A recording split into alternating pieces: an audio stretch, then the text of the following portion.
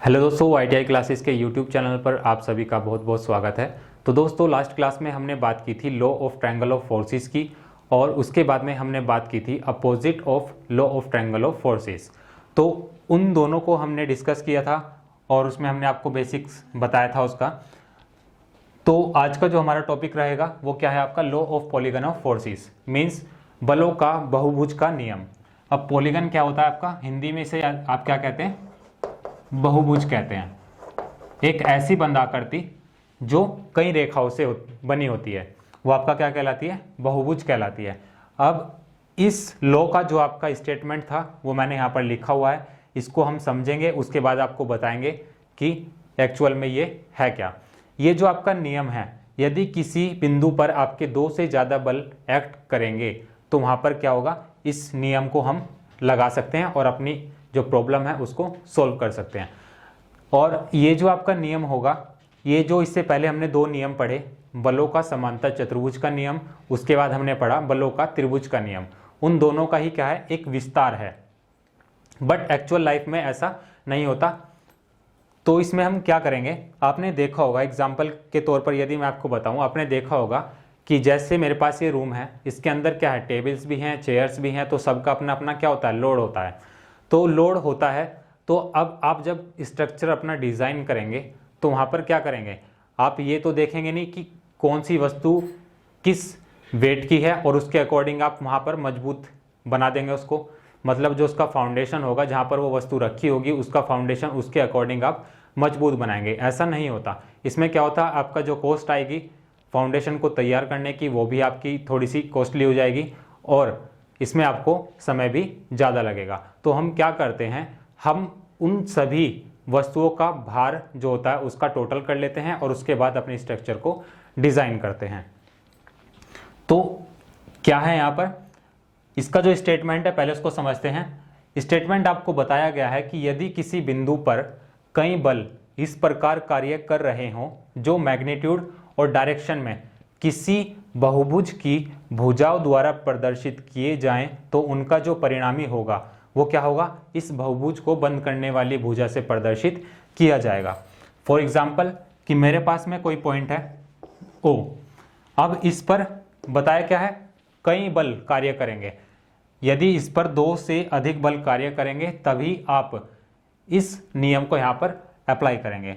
मेरे पास कोई बिंदु O है, इस पर एक बल आपका कार्य कर रहा है F1, दूसरा जो फोर्स है इस पर आपका लग रहा है वो क्या है, F2 है, तीसरा जो फोर्स आपके पास में F3 है, और एक जो फोर्स है आपका ये F4 है। ये आपके पास में O बिंदु पर आपके चार बल कार्य कर रहे हैं, F1, F2, F3 और F4। अब यदि इसका आप वेक्टर डायग्राम बनाएंगे, यदि आप इसका वेक्टर डायग्राम बनाएंगे, तो मैंने आपको पहले भी बताया था, इससे पहले जो हमारी वीडियो थी law of triangle of forces के बारे में जब हमने डिस्कस किया था, तो क्या करते हैं, जब वेक्टर डायग्राम बनाएंगे तो हर फोर्स को पैरेलल ड्रॉ करेंगे। पैरेलल का मतलब यदि यहाँ से ये आपका इस दिशा में है तो जो आपकी पहली रेखा होगी जिस पर आपका F1 कार्य करेगा वो इसी डायरेक्शन में होगी। मीन्स कहने का ये होगा कि ये आपका यहाँ से O पॉइंट से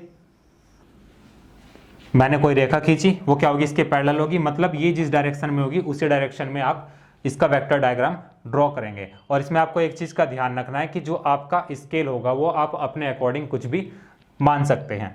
तो यहाँ से यहाँ तक ये जो आपका होगा क्या होगा, F1 होगा। अब आपको F2 बनाना है, तो F2 बनाने के लिए क्या करेंगे, यदि मैं देखूं इन दोनों के बीच में कोई ना कोई एंगल होगा, ये मैंने मान लिया θ1 एंगल है। किस किस के बीच में, F1 और F2 फोर्स के बीच में जो एंगल है वो कितना है, θ1। तो यदि मैं इस फोर्स F2 को यहाँ पर ड्रॉ करूँगा तो कैसे ड्रॉ करूँगा, यहाँ से इसको मैं क्या करूँगा, लाइन को थोड़ा सा एक्सटेंड कर दूंगा और यहाँ से देखूंगा कि ये जितना भी एंगल होगा उस एंगल पर आप क्या करेंगे, फोर्स को ड्रॉ कर लेंगे। ये आपका क्या हो जाएगा, ये आपका F2 हो जाएगा, और ये जो एंगल बनेगा यहाँ पर ये आपका हो जाएगा θ1। इसी तरह अब बात आती है आपके F3 की। F3 को कैसे ड्रॉ करेंगे,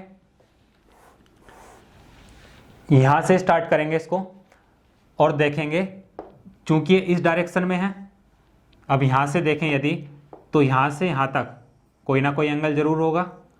ये मैं मान लेता हूँ θ2 है। या तो इसको आप क्या करेंगे, यहाँ से देख लीजिए, यहाँ से और यहाँ तक, या तो आप इसको यहाँ से यहाँ तक देख लीजिए, और या फिर पूरा भी दे सकता है आपको, वो आपके क्वेश्चन के ऊपर डिपेंड करेगा कि आप किस तरह से उसका वेक्टर डायग्राम ड्रॉ करेंगे। अब मुझे क्या ड्रॉ करना है, F3 के लिए ड्रॉ करना है, तो F3 जो होगा आपका वो इस तरह से होगा, ये हो जाएगा आपका F3। इसके बाद में बात करते हैं F4 की। तो F4 किस तरह से ड्रॉ किया जाएगा, चूंकि इस डायरेक्शन में लगा हुआ है आपका, तो क्या हो जाएगा, जो इसके पैरेलल हम लाइंस ड्रॉ करेंगे वो किस तरह से होगी, कुछ इस तरह से होगी। ये हो जाएगा आपका F4, ये हो जाएगा आपका F3, मैंने यहां पर लिखा हुआ है ये। तो ये तो हमने क्या किया, जितने भी फोर्स आपको गिवन थे उनको यहां पर बना लिया। अब जो इन सभी फोर्सेस का रिजल्टेंट होगा वो क्या होगा, जैसा कि स्टेटमेंट में आपको बताया था कि इस पॉलीगन को, इस बहुभुज को बंद करने वाली भुजा से प्रदर्शित किया जाएगा। तो इसको बंद करने वाली भुजा क्या होगी, O से यदि आप F4 को मिला देंगे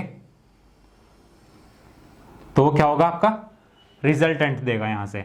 बट इसकी जो डायरेक्शन होगी वो क्या होगी, अपोजिट होगी इन सभी के, तो ये हो जाएगा आपका F5। तो यही आपका स्टेटमेंट आपको कहता है कि यदि किसी बिंदु पर कई बल इस प्रकार कार्य कर रहे हों जो मैग्नीट्यूड और डायरेक्शन में किसी पॉलीगन की भुजाओं के द्वारा प्रदर्शित किए जाएं, तो उनका जो रिजल्टेंट होगा इस पॉलीगन को बंद करने वाली भुजा से प्रदर्शित किया जाएगा। तो क्या होगा रिजल्टेंट, मैंने आपको बताया, यदि आप यहाँ से और F4 तक मिला देंगे तो ये आपका क्या हो जाएगा, F5 हो जाएगा, और डायरेक्शन आप देख सकते हैं इसकी अपोजिट होगी। चूंकि आपके बल सभी किस तरह डायरेक्शन में कार्य कर रहे थे, ये एक साइकिल के रूप में चल रहे थे, ऐसे इस तरफ गया, यहाँ से इस तरफ गया, इसके बाद यहाँ से ये इस तरफ गया, और यहाँ से ये इस तरफ आया। तो अब होना तो चाहिए था आपका नीचे की तरफ, बट मैंने आपको इससे पहली वाली वीडियो में भी बताया था कि जो रिजल्टेंट होगा उसकी डायरेक्शन जो होगी वो क्या होगी, अपोजिट होगी। तो F5 जो होगा वो इसका रिजल्टेंट होगा। अब यदि मैथमेटिकली मैं देखूं तो F5 बराबर किसके हो जाएगा, F1 plus F2 plus F3 plus F4। तो ये हो जाएगा आपका F1 plus F2 plus F3 plus F4।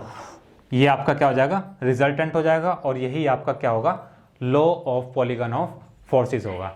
तो दोस्तों आज की वीडियो में सिर्फ इतना ही। नेक्स्ट वीडियो में हम बात करेंगे एक इम्पोर्टेंट टॉपिक की जो इस चैप्टर में आपका पूछा जाता है, सबसे ज़्यादा न्यूमेरिकल्स जो होते हैं उसी पर पूछे जाते हैं। पहले हम उसके स्टेटमेंट को समझेंगे। टॉपिक का नाम मैं आपको बता देता हूँ, लामी का प्रमेय, और उस पर बेस्ड आपके पिछले कुछ वर्षों में क्वेश्चंस पूछे जा चुके हैं, उन पर हम चर्चा करेंगे।